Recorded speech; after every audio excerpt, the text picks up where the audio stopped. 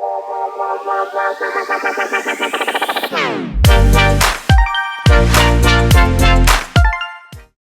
right, welcome back. We were going to jump to the Super Bowl first, but the Hoosiers took a huge victory last night, which is something that we need to talk about. And Joseph actually said that something like this would happen in the previous episode. So, yeah, I think we should just jump right into that first.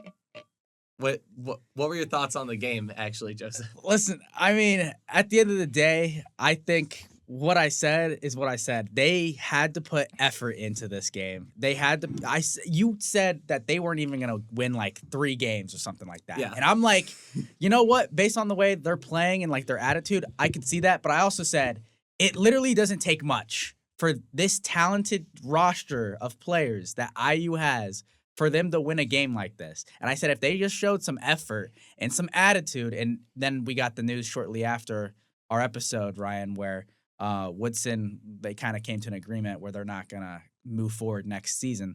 So it's like now all of a sudden, now we want to play for our coach. And now we want to come together as a team. And now we want to have people communicating. And it's not just Luke Goody out there trying to be a leader by himself. It's the whole team finally taking accountability, which was nice. And it didn't even start off great. They were down 2-10 to start.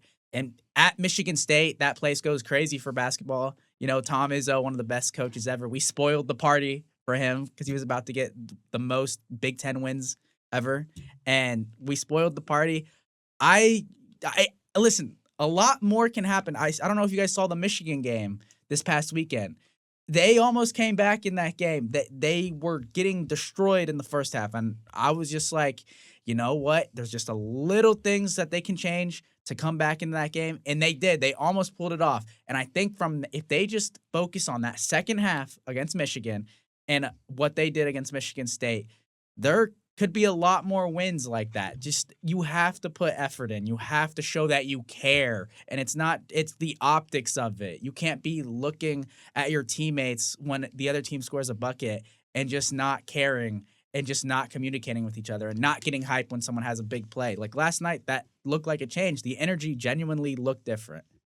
Yeah, and I completely agree. And what I was just gonna say, I was gonna say the same thing about how like there's more breaking news for IU and Mike Woodson, and now you got to find a spark, and that was kind of their spark. And obviously, it's not a great spark to have since you're losing your coach who used to play for Indiana and all this. But you know, it gives them motivation. And something that I've noticed, especially for Indiana, is they kind of facilitate 8 to 9 players in the first 15 to 20 minutes of the game, which is the first half, and they kind of see how each player is performing. What I've noticed is ever since Malik Renew has come back, him and Mbako, Woodson relies on whoever plays better in that first half and the second half. And I feel like same thing with Umar Ballo. Like sometimes he gets taken out for periods of time where they go with both Mbako and Renew. But it's either small lineup or big lineup. And I kind of like that adjustment that he's making. Stick with the guys that are on fire. Usually in the first half of the season, we would see Woodson keep Mbako in when he's struggling 0 for 8, 2 for 8, whatever it is for him.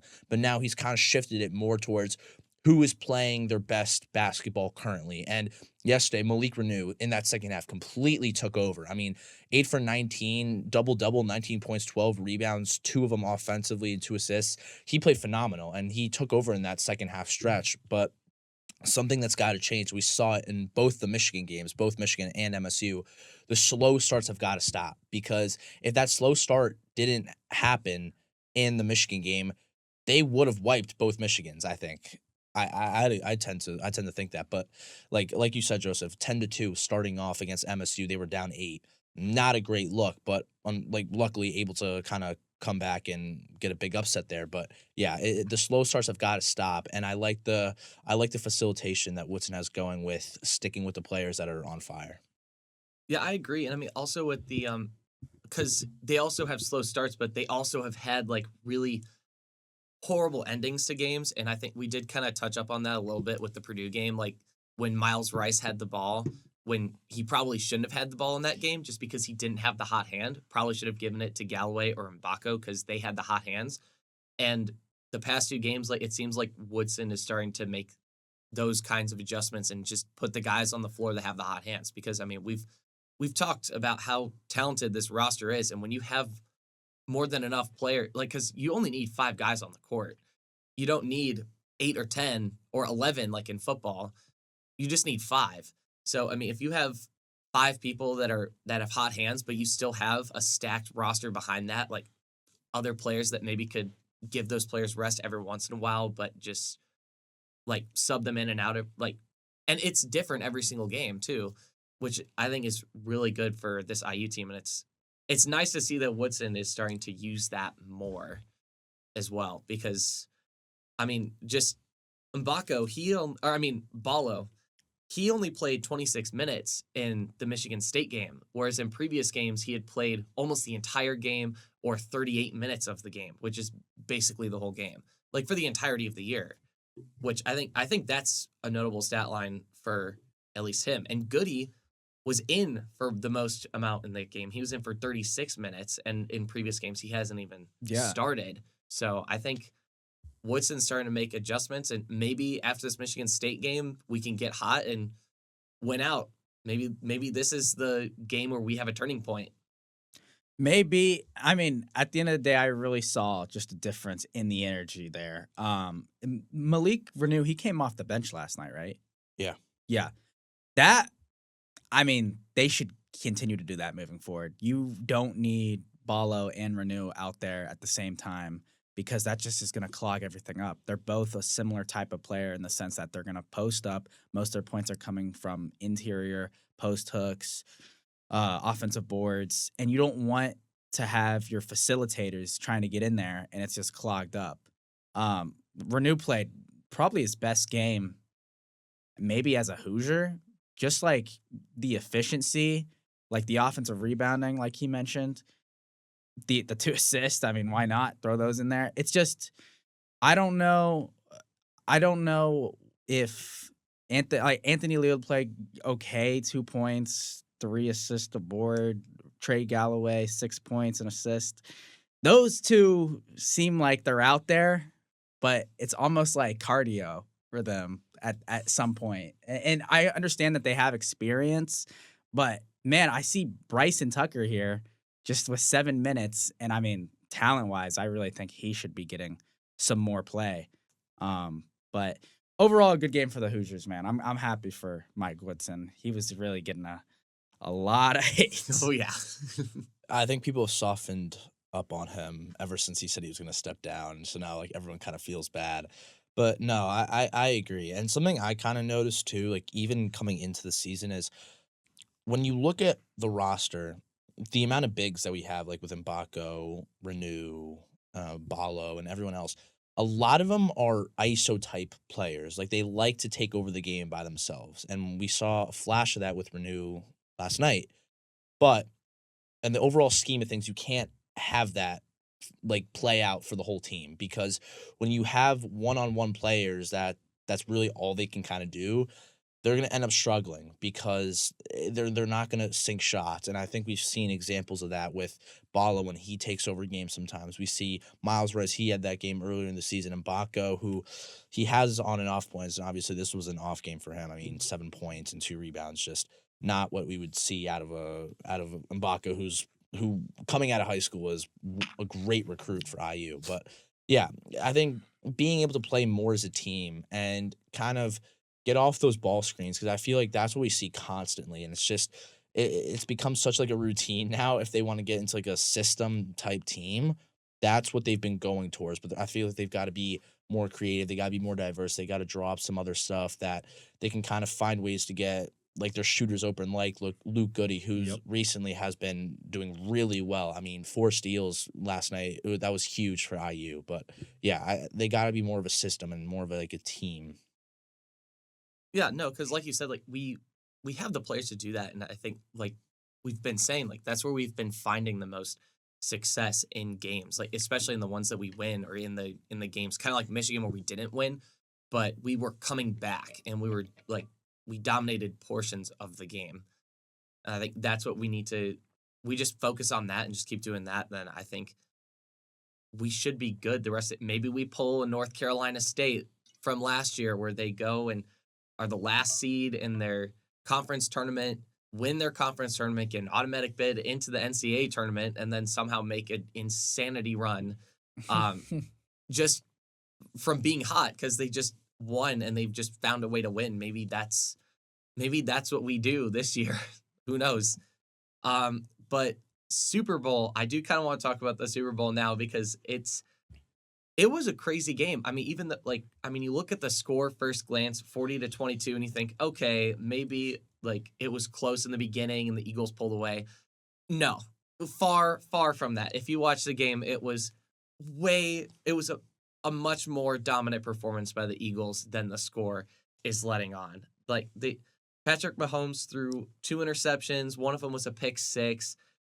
He got sacked so many times. I can't even count the amount of times he got sacked. He got sacked so many times. And the Eagles, their defensive line, they only rushed 4 guys the entire game. Yep. And it really seems like they got the blueprint on how to disrupt Mahomes and make him see ghosts like Sam Darnold in the playoffs. I'm not for sure if we all predicted the Chiefs to win this game because we were talking about the Buffalo and Kansas City game, and after the Chiefs won, I think we all 3 predicted that, if I'm not mistaken. I think so. I thought the Chiefs were gonna win this one. Yeah. 'Cause. And for the college football playoff, I think we all predicted Oregon too. So there's a curse going on here, guys. But no, the game was pure domination. Absolutely. When you can get to the quarterback with 4 people and you can still play coverage in the back, I mean, it absolutely shows what you can do to a team. And it really kind of gave me flashbacks to when Peyton Manning had the best offense ever with the Broncos in 2013, and the Seattle Seahawks just killed them. Like, they weren't moving the ball in the first half. At one point, it was like total yards was like 20 to 170 for the Eagles or 150 for the Eagles or something like that. And that was like towards the end of the first half. And I'm like, oh, they can't get a first down. Well, like, it's not even that they had 1 first down. Yeah, they can't get a first down. Like, that was the problem. And when you have a pass rush and the linebackers of the Eagles, Zach Bond, oh my gosh, that guy should have won Defensive Player of the Year. I love Patrick Surtain, but that guy was on a mission in the Super Bowl. Cooper DeJean, a touchdown, pick 6, man. Represent. But man, that was a beatdown. And it really shows this year because we thought Kansas City was just going to find a way because they have all year. And they finally met a team that from top to bottom, defensively and offensively from a talent standpoint, was just better than them. And although Jalen Hurts was maybe not the better quarterback, in this game he certainly was. Oh, yeah. And that's really all that matters. So congrats to the Eagles. Yeah, and I like speaking of Jalen Hurts too. I'm very happy that he got a ring. I'm very happy Saquon got a ring. Yep. I think coming out of MetLife and then going to winning a Super Bowl is huge. However, I would like to argue that the Super Bowl MVP should have been Josh Sweat. I think Josh Sweat, he played insane. Like man had 2.5 sacks, 3 QB hits, 2 TFLs, 6 total tackles. If you want to talk about Zach Bond being on a mission, this man, Josh Sweat, was on a mission. I think, and he was actually on social media saying he should have won Super Bowl MVP, and I completely agree. He had the game of his life, and I think when you're able to get to the quarterback as much as he did, and not even just sacks, just like getting to him, pressuring him, and kind of getting him out of his comfort zone, that is really important. And the fact that he was able to do that to Mahomes just rattled him. I mean, it looked like flashes from the Buccaneers-Chiefs Super Bowl a few years ago, where every play you just see Mahomes running around. This is exactly what Josh Sweat did to him this year. And I feel like for the Chiefs, it's either a blowout Super Bowl where they lose or a close Super Bowl where they win. There's no in between. I feel like for the past 5 Super Bowls, we've seen that between the Eagles and the Bucs, and then the 49ers and the Eagles. It's just constantly either close or just being a blowout. And the Eagles defense, the Eagles front 7, they were dealing with an illness, I think, coming into the game, but clearly there were no signs of that. Mahomes was sacked 6 times for 31 yards. I mean, it was unbelievable how many times they were able to get to him. And they talk about the Chiefs' interior front three with Trey Smith, Joe Tooney, and Creed Humphrey, who have just been a solid front three. I mean, they look great throughout the year. I mean, all pro, but here they collapsed. And I'll give credit to the Eagles front seven, only rushing 4 and able to get to Mahomes as many times as they did. Yeah, and I mean also with that, like with Mahomes, like he definitely like kind of stat padded at the end of the game too. I'm not even gonna lie, because I mean that one pass to D Hop for like 75 yards or something for a touchdown. Worthy. Yeah, it was worthy. It was worthy. Because when D Hop tried to get the ball, he dropped it. But yeah, no. That's what killed the game right there for them. The game was kind of already like looking bad, but they were down 24-0. They were trying to get something going before half. Yeah. And Mahomes has Hopkins wide open, nothing but green grass in front of him. And I think Mahomes low-key overthrew him a little bit, and it hits Hopkins just in one hand. Hopkins can't reel it in, and that's when you kind of knew, there's nothing coming to save them this time. Yeah. And then on top of that, like it was the Travis Kelce also had a few drop passes. But honestly, like at the very beginning of the game, I thought it was going to be one of those close Super Bowls where the Chiefs come out on top because of the one offensive pass interference call that was against A.J. Brown. Probably one of the softest calls I've ever seen on like in a Super Bowl ever. He barely touched his face, and then the other guy flopped on the ground. Like it didn't even look like A.J. Brown pushed him, or he like barely touched him. And then he just falls to the ground and then draws the flag. And I'm like, oh, great. It's going to be one of those games. Someone says. Yeah. And then the Eagles defense rallies, gets the Chiefs to go 3 and out. And then the Eagles go and score on the next drive. And I was like, okay, I'm like, maybe the Eagles like can win this game. They're going out early. This is good. Their defense is locked in. But yeah, no, I think a lot of the things that I did see was there was one stat that I did see, just kind of a random one, where Patrick Mahomes is now he has not won a Super Bowl game with Tom Brady in some kind of attendance, whether Tom Brady's on the field or whether Tom Brady is broadcasting the game. So I don't know if and Nick Foles actually joked about this too on Twitter. He said that Tom Brady was there to witness 2 Eagles Super Bowl victories, and maybe he's a good luck charm. I might have to agree. I might have to agree with him on that, because it really does seem like whenever Tom Brady's there, Patrick Mahomes is just in a completely different mindset. I don't know. It is kind of crazy to think too that the 2 Super Bowls that the Eagles won have now been to Tom Brady and Patrick Mahomes. Like, arguably, Brady probably the best quarterback ever. Mahomes definitely top 3, top 5 at least. Of all the quarterbacks. Yeah, of all the quarterbacks, those are their wins. To Ethan's point about Josh Sweat, he also had a huge play where he bull rushed the left tackle, and the left tackle goes into Mahomes. So Mahomes is throwing it as he's getting hit by his own left tackle because Josh Sweat is just powering him. And then Patrick Mahomes throws a pick to Zach Bond. So I honestly do agree with that. He should have gotten Super Bowl MVP. Looking at these stats here, if you would have told me Saquon Barkley ran the ball 25 times for 57 yards, I would have been like, oh, maybe the Chiefs are going to have a pretty good day, because if you're telling me that Saquon's not going off and I'm like, okay, we just have to rely on Jalen Hurts, I think the Chiefs could pull this off. But obviously, when you can't get a first down, it doesn't help your team at all. So I don't know. Who is the biggest person to blame for this loss for the Chiefs? Ethan, you want to go first for this? Yeah, I'll go. I'd say the O-line. I mean, you could say the O-line or you could say Andy Reid. I think the defense played the best they could.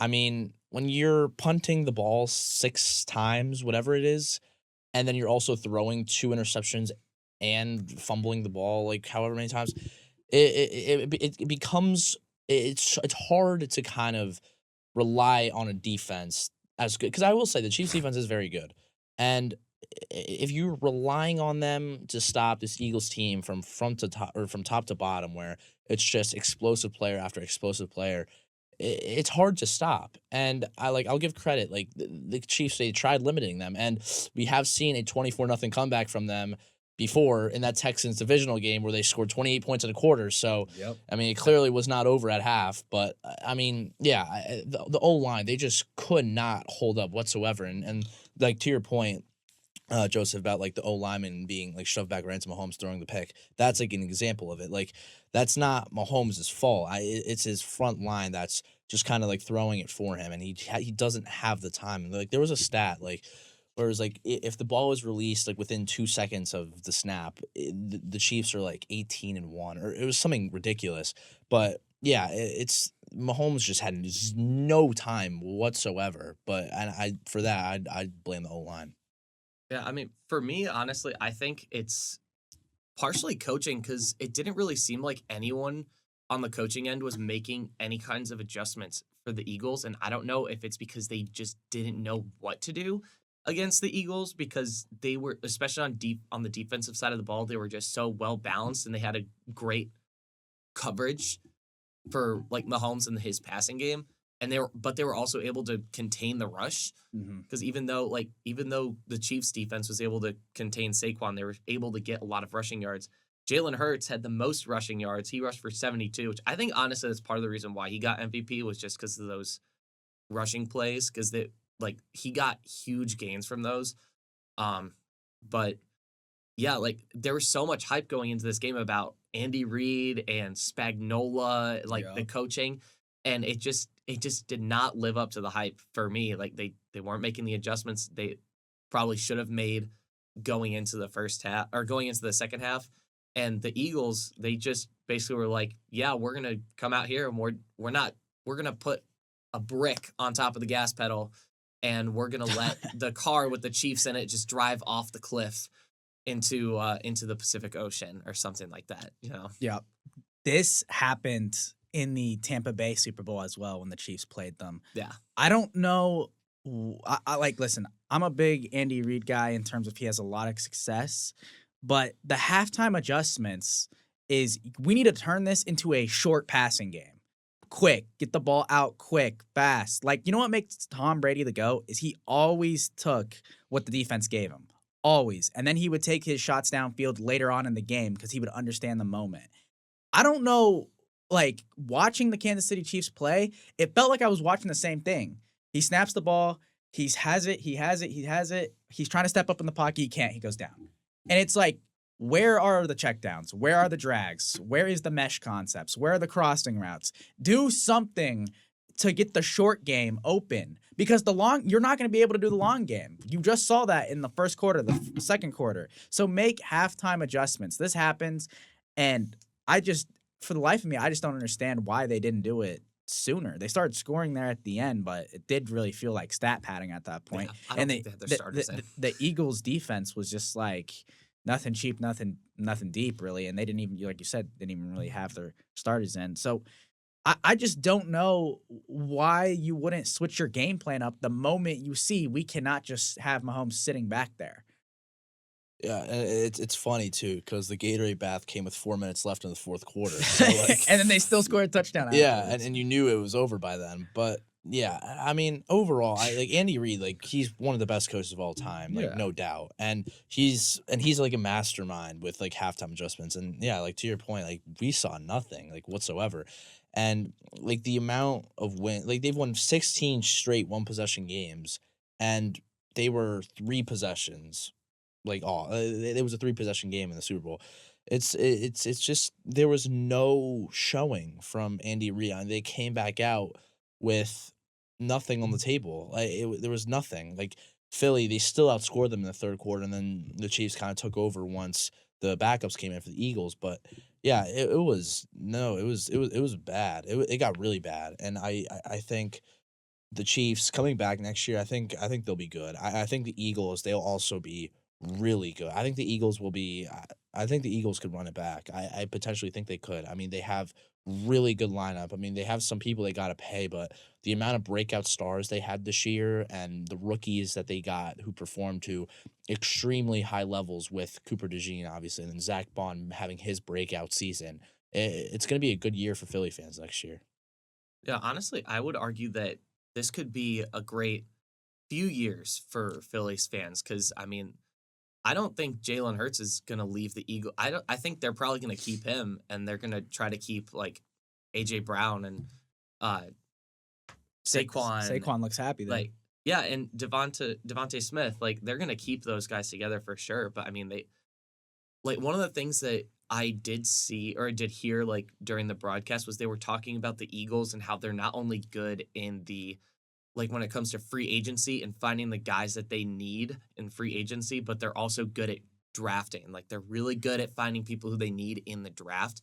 The Chiefs are also pretty good at finding people who they need in the draft. Like Xavier Worthy, he was probably honestly, he probably was their best player in that game because Mahomes And he's a rookie. yeah, and he's a rookie too. Like in apparently he was also the first Texas Longhorn to ever score in the Super Bowl. Which Devontae is Smith was the first insane. Alabama receiver Yeah, to ever score in like, the Super it's- Bowl. That's It's crazy. insane. It's Just really considering crazy. like just looking at how many players from those schools that there are Wow. in the NFL, and those are the first two guys like that score touchdowns is Wow. crazy to me. But like Wow. honestly, the Eagles at this point, especially after how they performed in the Super Bowl against the Chiefs, they could very well be the next dynasty. Honestly, like, and if the refs did not help in either of the teams really, except for maybe like the beginning. But honestly, like, I wasn't too mad about like the how they were reffing the game. I don't Like, they really- didn't really throw too many flags, especially like towards the end. But Yeah, I really don't think the refs had any like impact on the game. I mean, there was a couple calls, but there's always a couple calls in every Yeah. game, and also like there's nothing the Chiefs could have done, at least offensive line wise, except for switching up their game plan, and they just didn't do it. And when they didn't do it, that's when they kind of accepted defeat. Yeah, and it's funny you bring up like the draft too, because I feel like a lot of the teams we see get closer to the Super Bowl or teams that are obviously better, their draft class those years are nuts. I Yep. mean, the Chiefs, they have Worthy obviously. When they got I'd say on defense, like Trent McDuffie, he was a complete steal in that 2022 draft. A lot of their starters from the 22 draft actually like played in the game. Like McDuffie, Karlaftis was in, Brian Cook and like they all played. And I think for the Eagles too, with DeJean, Quinyon Mitchell, they're both really good. It's a lot of the team, and even with the Lions too, like Jahmyr Gibbs, who like broke out completely. It was a lot of the teams that have great drafts tend to do really well that year. And I'm gonna be interested in seeing like where do the Bears go from here, because it's kind of a little switch up, but like because obviously they had Caleb Williams, they had a big draft class with Caleb and Roman Dunze, but yeah, it's going to be very interesting to see how the draft kind of plays out, and especially for these two teams, like what are they going to take? Where are they going to go from here? Like for the Chiefs, is Kelsey going to retire, and will they have to go tight end eventually? But we will see. There's a lot of questions for both these teams, but I think more so for the Chiefs and the Eagles. yeah, and I think bringing the Bears into this is a good point because I mean Caleb Williams was supposed to be like the best rookie quarterback by far. Like he was projected to be by far the best, but it turns out that Jaden Daniels was the one that people really should have been looking at. But something I did see, I think it was either yesterday or Monday, just like right after the Super Bowl. Apparently they unveiled a new logo.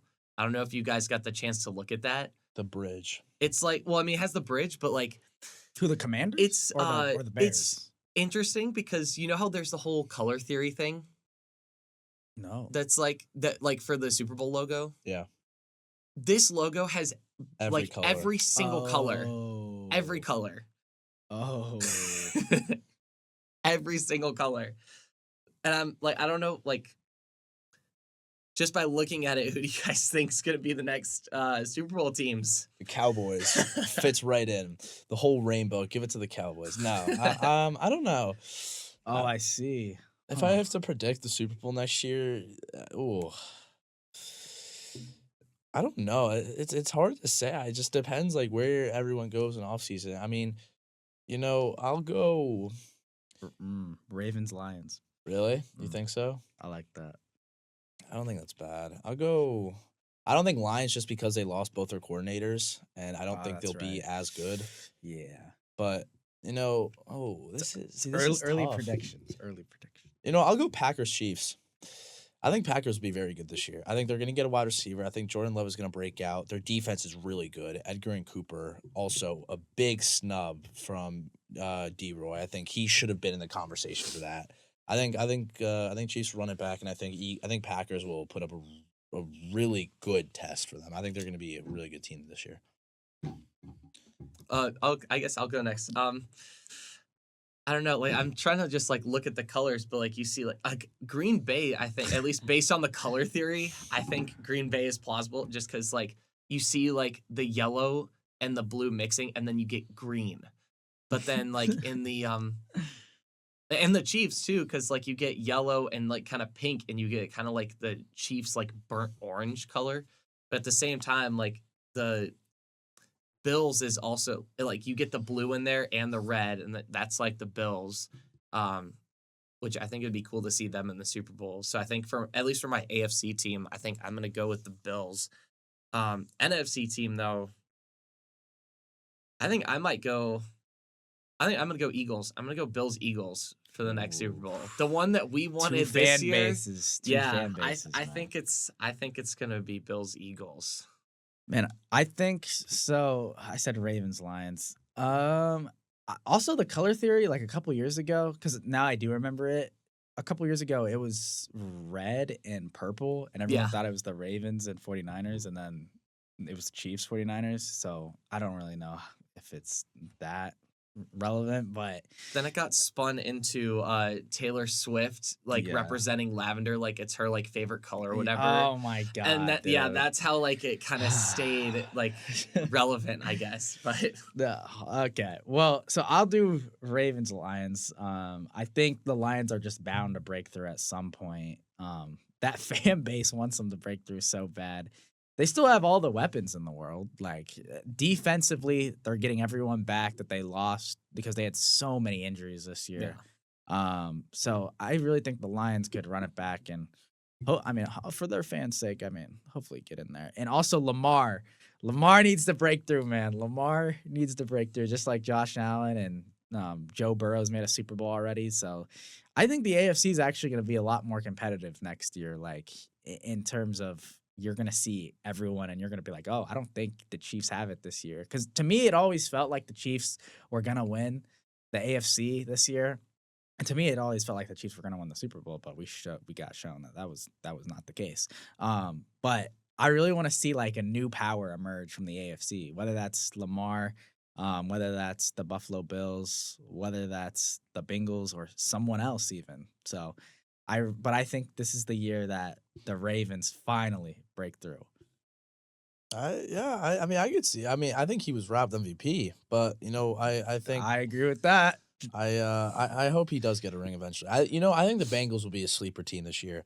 I think Jamar Chase and Joe Burrow, and they want T. Higgins to come back, but I don't know if he will. But just that power duo, and then obviously Chase Brown, who's been absolutely insane for the Bengals this year. Killing it. I think if they just get a defense, they are huge Super Bowl contenders. I think they are dangerous. I think it's hard to say, but I think they could be more dangerous than like almost every team in the NFL. I think the Lions could be better, obviously. I think the Eagles and I wouldn't even say the Chiefs. I'd say they'd be like third behind the Eagles and Lions, and then the Ravens after them. But I think the Bengals would be a sneaky good team.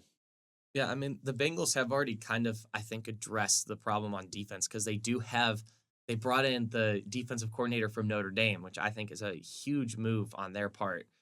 Just because I mean their defense was at least Notre Dame's defense was a large part in how they got to the national championship because they play complementary football. Like they're good on offense and defense, but Notre Dame's defense in particular, I think, was one of the main reasons why they got into that national championship game against Ohio State. Because I mean, especially like when you're going up against Georgia, like that offensive line, like Georgia always has a good offensive line, and Notre Dame's defense was able to like lock them down. Um, so I think he might bring something to the table for Cincinnati that they might need, and that might be at least the start of their push for a postseason run next year. Which I would love to see the Bengals make it and win a Super Bowl because I am a Bengals fan. So I have a little bit of bias there, but you know, I think it would still be cool to see whether you're a fan or not. No, yeah, and like Jamar Chase, winning the Triple Crown and them not making the playoffs, that is a tragedy. Stupid. And not winning Broncos. Opoy too. Yeah, just a tragedy, man. And Joe Burrow having a 43 touchdown year, almost 5,000 passing yards. I mean, that's unheard of. How are you not making the playoffs? I remember it all started week 1 when they lost the Patriots. I mean, and then it just kept boiling over, and you have to make up for lost time and wins, and they just couldn't do it in time. So we'll see. There's going to be a lot of good teams next year. I would like to think the Eagles would be pretty good next year just based on their defense and how young they are. I mean, they have half of Georgia on their defense. Speaking of drafting, what you guys brought up drafting. It helps when you got just Georgia defense dogs on that side of the ball. But I mean, the Niners could be back in the mix. You never know with them. They always have a pretty good team, and Kyle Shannon's a pretty good play caller. I'm trying to think who could be like a sleeper team in the NFC. Who do you guys think? Sleeper team that's maybe not the Packers because we're kind of already thinking the Packers, not the Eagles because they just won the Super Bowl. Like a sleeper team. I'm trying to think. I guess I got one. I got a good one, I think. You know what? Give me the see, I'm between two, but you know what? I think our former IU boy is going to go off. Give me the Falcons. I think the Falcons will be good. I think Penix, he for coming in late into the season and doing as well as he did, I think if he has a full season under his belt, I like it. I think he'll be good. And he's got the weapons around him too. I mean, Kyle Pitts, he obviously had that really good rookie year, and then he's just been in and out of that lineup kind of just for his use. But Drake London had a breakout year this year, over 1,000 yards. Bijan obviously doing what Bijan does. And then that defense kind of forming around, just kind of building it up slowly. So I think the Falcons could be good. I was also gonna go Panthers, you could say. I think Bryce Young kind of had a big step up this year later in the season. Or I think the Bucs could have a really good season. If Baker plays the way he did, I think the Bucs could be really good because they didn't have Godwin that whole second half of the season. And Godwin, obviously that reliable check down type weapon who is really explosive. If he gets onto open field, he's gone. So I think the NFC South, there's a lot of room for explosiveness and some surprise because obviously the past few years they've been known as the worst division in football and just they really don't send anyone. They're an automatic 4 seed for their division winner. But I think 3 of those 4 teams, I think they are in a really good spot to kind of have a breakout season as a team rather than just individual players. honestly, I feel like just the entire NFC is just full of sleeper teams or potential sleeper teams. Because I mean, like at least like right now, like we haven't even brought up the Commanders yet.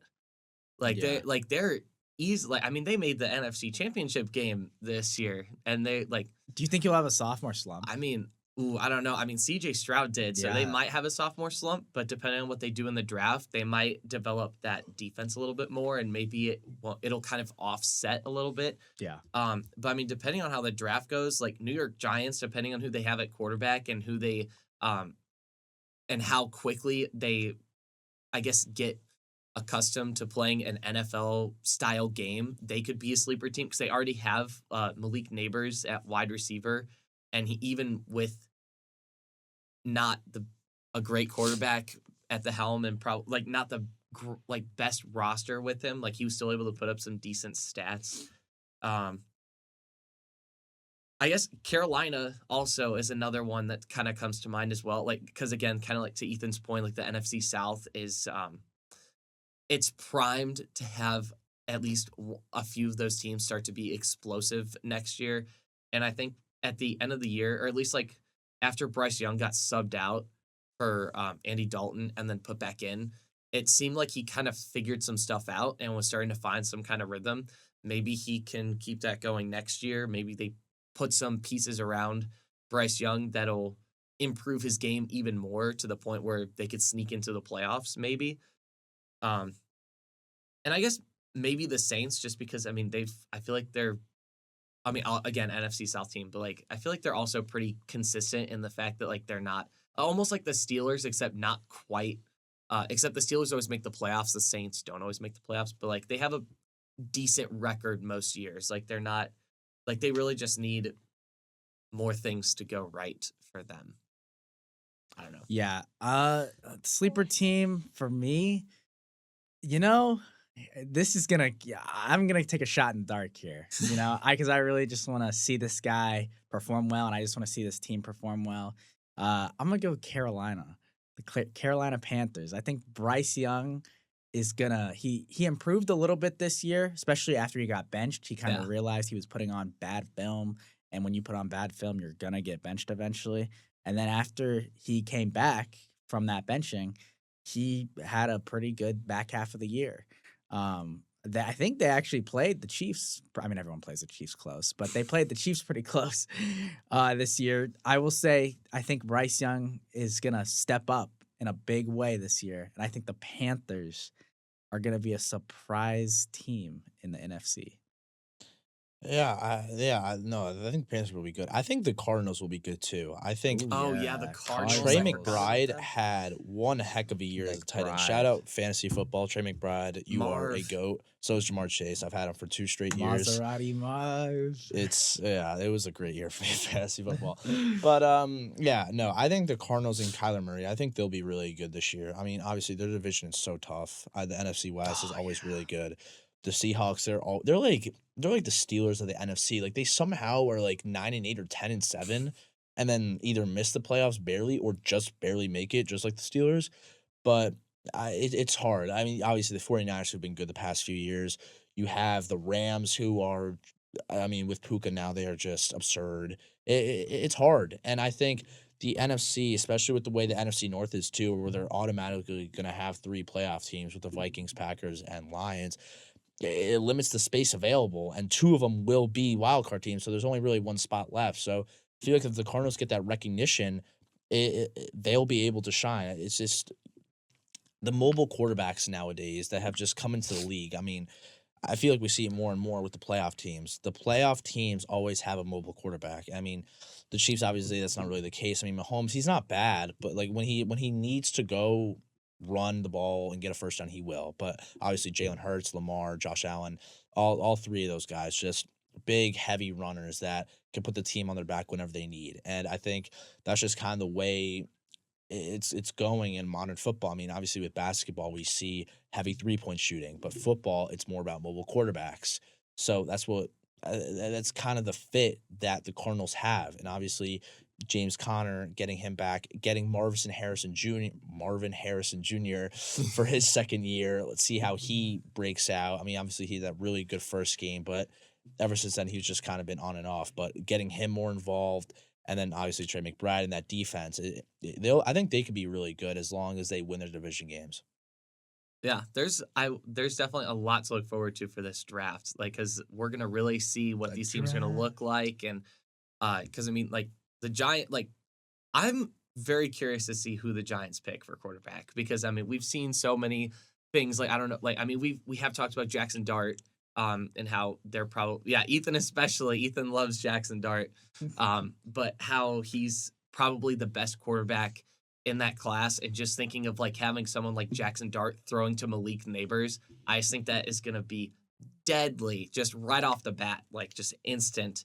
Like I feel like you just would see instant results with that. But you also have like Will Howard, who has been said to have been like a steal, like that he's like just like in the camps that they've done and all that, just leading up to the draft. Like all the NFL scouts have been saying only good things about him. Obviously, Shadur is in there too. Cam Ward, like in a mock draft I'm looking at right now, it says Cam Ward is going to be the number 1 pick to the Titans, which could be interesting. Cam Ward to the Titans. Yeah, I know. I was gonna say that actually. I was gonna say I'd give Cam Ward to the Titans, and I think Shedeur will go to the Raiders. You know, I think I'm looking at NFL.com right now. They have Cam Ward going 1, Hunter going 2. I think that's the way it goes. They have Shedeur going 3 to the Giants. I don't think so. No. You know, I'm gonna be a little different. They have Kayvon Thibodeau, but having Abdul Carter with him too, that wreaks havoc. And if you want to build a front seven like the Eagles, that's the Oh, best first step to go with yeah. Kayvon Thibodeau. So I think having two people on the edge, as good as Abdul Carter has been, and we've seen him just wreak havoc throughout the playoffs and throughout the regular season. I think he'll go 4. I think the Patriots they'll kind of find a replacement there. Will Johnson will go 5 to the Jaguars because they need a corner desperately. And the Raiders, I think they need someone other than Aiden O'Connell. So I'd give them Shedeur. And then I'd wait next round because there aren't really other teams that are looking for quarterbacks except the Jets. But I don't think any of the quarterbacks will get them. So I'd get Jackson Dart second round for the Giants. I think he's really good. I'm very high on him. But yeah, I don't know. I think the Giants could wait out on Jackson Dart and take Abdul Carter 3. Yeah, Shador, man, if he goes to the Raiders, like, and he drops down to 6, that would be he's gonna have a chip on his shoulder. There's no way the Browns pick him because if the Browns pick him, he's not playing for them. I just don't see that happening. If Eli Manning said, "I'm not playing for the San Diego Chargers," then there is no way that Shador Sanders, let alone Deion Sanders, is going to let his son play for the Cleveland Browns. There's just no way.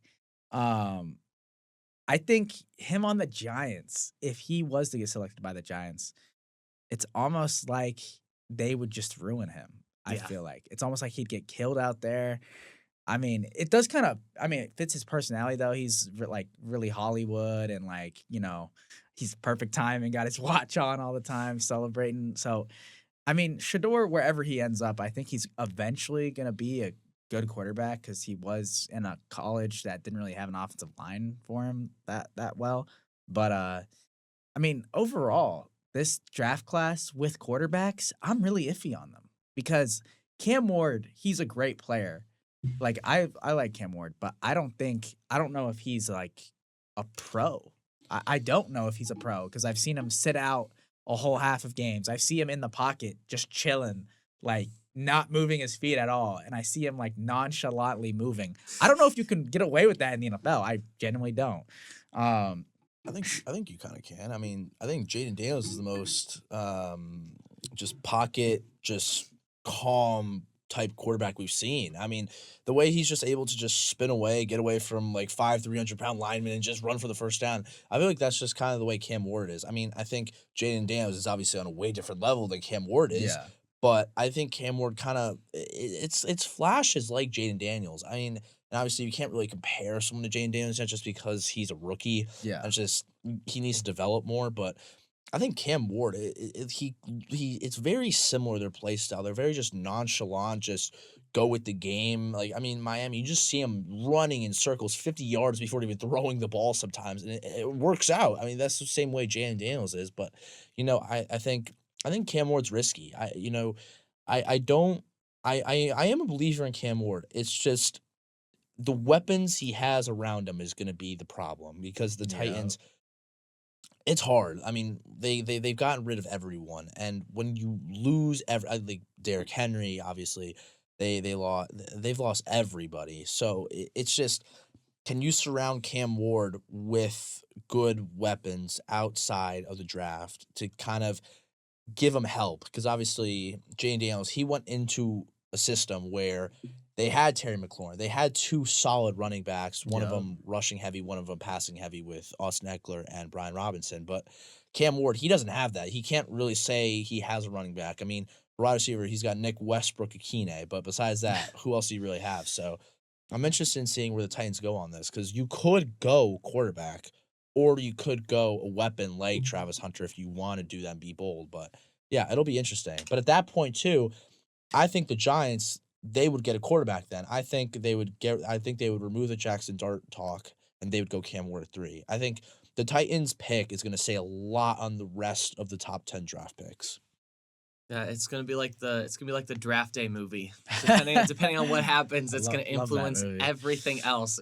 It's one of my favorite movies of all time. Like I love that, especially like the end. Oh my, like It's it's so iconic. Like it's so good. But I think that's all the time we have, isn't it? It's been Or an something. hour. I think something Yeah, like around that. it. Yep. But yeah, no, next week, hopefully we'll be back with more Hoosier victories in basketball. Yeah, that's may- right, man. Maybe more in football if we have any more football updates for IU. And I guess probably we'll be looking for the draft because I mean we've already kind of started talking about it, and I'm also kind of curious to see where Curtis Rourke is going to end up because I did see that apparently Jerry Jones is interested in him. what? Which, yeah, I know Jerry Jones low key is, well, I don't know. I don't know about him too much. He seems to Yeah. have kind of lost it. Lost it? Yeah. I think he's lost the sauce a little bit, but Hey, I maybe- mean, sometimes Curtis Rourke, just man. gotta say things to stir the pot. Maybe that's what he's doing. Who knows? he said. Did he say his name? Did he say Curtis Rourke's name? Like, Yeah. Whoa, that's good for Curtis Rourke. Good for it. I hope he really succeeds. Yeah, 'cause no. he deserves it. After this year. Yeah. he really does. And going through his injuries, Oh yeah. with that finger And in a ACL. playoff game and ACL. Oh my gosh, warrior, legend, Hoosier legend, right there. Yeah. So we'll be back next week with more on that.